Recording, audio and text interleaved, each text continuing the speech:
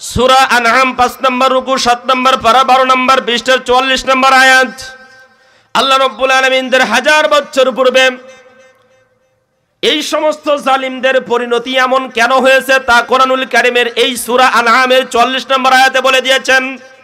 তিনি বলেন, ওই সমস্ত জালিমরা যখন ভুলে গেল আল্লাহর উপদেশগুলো, আল্লাহর নির্দেশনাগুলো, আল্লাহর আইন যখন ভুলে গেল, ভুলে যাওয়ার পরে আল্লাহ সুবহানাহু ওয়া তাআলা ওদের জন্য সামনের পথগুলো আরো খুলে দিলেন।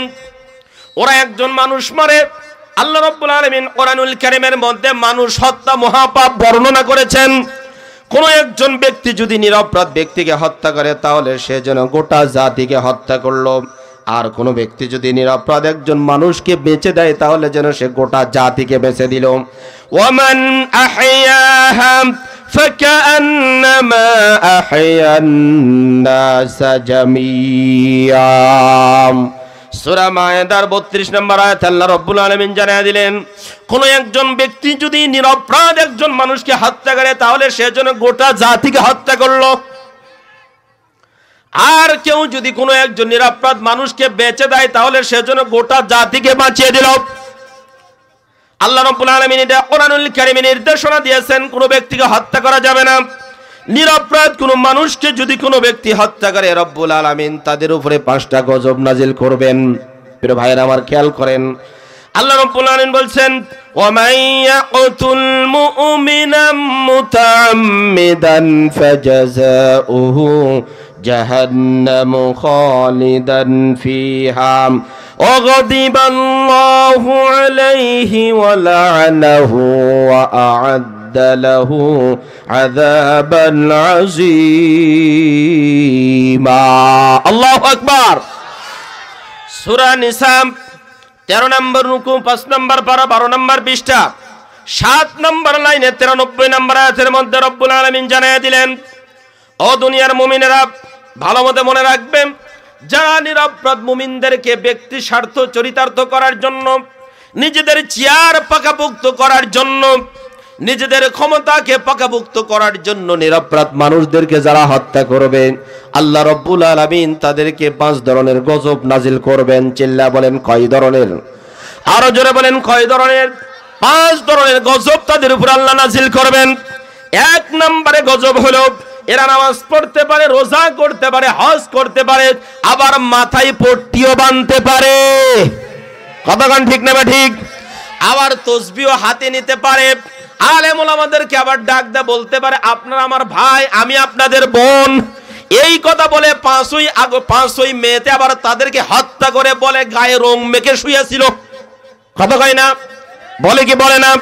প্রিয় বন্ধুগণ আমার, আল্লাহ রাব্বুল আলামিন এই জন্য বলছেন, নিরপরাধ মানুষদেরকে যারা নিজেদের ব্যক্তি স্বার্থ চরিতার্থ করার জন্য হত্যা করবে, আল্লাহ তাদের জন্য 1 নম্বরের শাস্তির ব্যবস্থা করেছেন, তাদেরকে জাহান্নামে দিবেন। এদের নামাজ রোজা হজ যাকাত কিচ্ছু কবুল হবে না, সব কিছু বৃথা যাবে। এটা আর আপনারা পাবেন সূরা কাহাফের 104 নম্বর আয়াতের মধ্যে পাবেন। এরপরে রাব্বুল আলামিন বলছেন, এই সমস্ত ব্যক্তিদেরকে জাহান্নামে দেওয়ার পরে কিছুদিন পরে আবার সেখান থেকে বের করা হবে না, খালিদান ফিহা, এখানে চিরস্থায়ীভাবে থাকবে। 3 নম্বরে ওয়াগাদিবাল্লাহ, আল্লাহ তাদের উপর রাগান্বিত হবেন। 4 নম্বর ওয়ালানাহু, আল্লাহ তাদের উপর লানত দিবেন। 5 নম্বরে ওয়াআদ্দা লাহু আযাবান আযীমা, আল্লাহ তাদের জন্য অনেক বড় ধরনের শাস্তির ব্যবস্থা করে রেখেছেন। প্রিয় ভাইরা আমার, এবার খুব খেয়াল করেন, আল্লাহ রাব্বুল আলামিন তাদেরকে নিষেধ করলেন, তোমরা নিরপরাধ মানুষদেরকে হত্যা করতে পারবে। এ জোরে বলেন, হত্যা করা যাবে। নিরপরাধ কোনো মানুষদেরকে হত্যা করা যাবে না।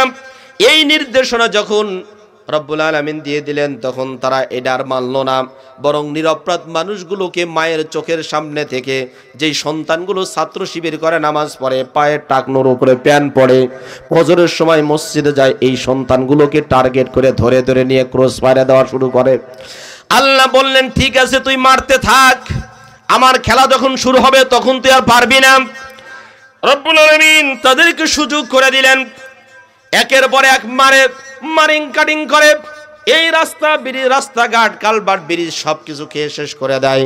চাকরির নাম নিয়ে এখান থেকে বাণিজ্য, ওখান থেকে বাণিজ্য, এই বেচারার নামে মামলা দিয়ে এখান থেকে টাকা নেয়, এমন লোক আছে না নাই? জোরে বলেন আছে না নাই? এরা একের পর এক অপরাধ করে শুরু করে দিল, না তাদের ঠান্ডাও লাগে না, সর্দিও লাগে না, জ্বরও আসে না, এরপরে আবার ক্ষমতায় তারাই বারবার আসে। আল্লাহ বলছেন ফাতাহনা আলাইহিম আবওয়াবা কুল্লি শাই, ওদের জন্য সব ধরনের দরজা আমি উন্মোচন করে দিলাম, খুলে দিলাম। ওরা আরো 150 ডিগ্রি বেগে গাড়ি চালাইতে থাকুক, কিন্তু এমন জায়গা গিয়ে গাড়িটা বেজে যাবে, সেই সময় চূর্ণ বিচূর্ণ হয়ে যাবে। আল্লাহ এই জন্য বলছেন হাত্তা ইদা ফারিহু, ওরা যখন একের পর এক লুটতরা শুরু করে দিল, মানুষ মারা শুরু করে দিল, ক্ষমতার অপব্যবহার করা শুরু করে দিল, আল্লাহ বলেন হাত্তা ইদা ফারিহু বিমা উতুম, যেই লোকটা গতকালকে কামলা দেখাইতো, টাকা পয়সা ছিল না, ভাত পাইতো না, এই লোকটার বাড়িও 5 তলার বিল্ডিং। কথা কয় না? এর জন্য মানে আছে না নাই? তেলা পোকা, সার পোকা, তিতপুটি, এই সমস্ত লোকগুলো সমাজের মধ্যে সবচাইতে বড় নেতা হলো। আবার মাহফিলে যদি তার পোস্টারে নাম না থাকে, মাহফিল শুরু হয়ে গেছে, এসে মাইকটা সরাইয়া দেয়, বলে মাহফিল হবে না। কেন, কি হয়েছে? পোস্টারে কেন আমার নাম নাই? এই সমস্ত ব্যক্তিগুলা জুলুম যখন শুরু করে দিল এবং তারা নিজেরা আনন্দিত হলো, গর্বিত হলো, ক্ষমতার অপব্যবহার শুরু করে দিল, আল্লাহ রাব্বুল আলামিন বলেন আখাযনাহুম বাগতাতান ফাইদাহুম মুবলিসুন।